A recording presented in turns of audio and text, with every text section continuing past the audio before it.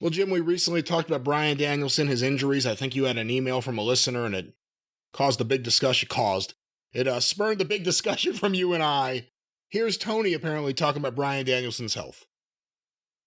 Take care of your health. We saw Bryan Danielson being attended to ringside.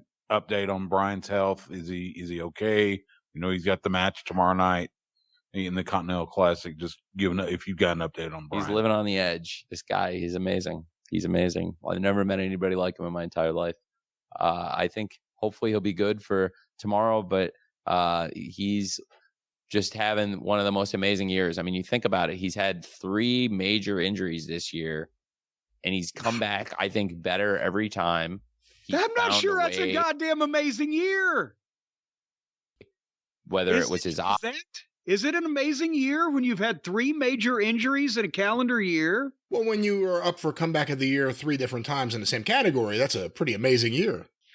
3 comebacks in 1 year. You got me there again. Eye, his arm, his shoulder. He's found a way to work through it each and every time and come back better. I think he's the smartest person I know. I think he's the smartest person I've ever known. Not only in wrestling, but in any walk of life. I think he could have really done just about anything he set his mind to, and he's become, in my opinion, the greatest wrestler of all time. And I got to stop this right now. Not only is Bryan Danielson the greatest wrestler of all time, Tony's almost getting emotional here. He's the smartest person he's ever met in his entire life. Wow. Mm-hmm. Anytime we get to go out there and watch him do it, it's an honor and a privilege. And tonight, that's how I felt. And I hope and pray that he'll be okay to wrestle tomorrow on TNT on AEW Collision. Right now, I expect it. But on the other hand, I can't take it for granted because he got the hell beaten out of him tonight. And, we'll hope for the best. But I think he'll be okay. I'm optimistic for Collision. It's just a flesh wound. This great venue. You know how smart Bryan Danielson is?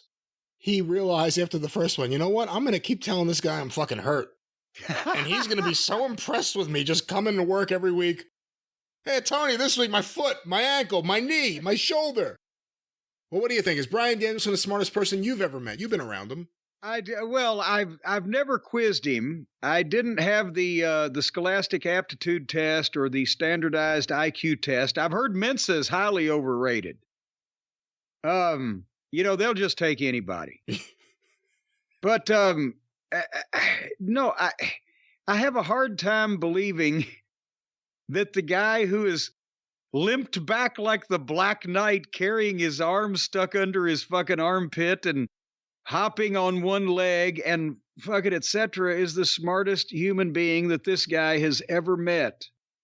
But then again, maybe Tony don't get out much.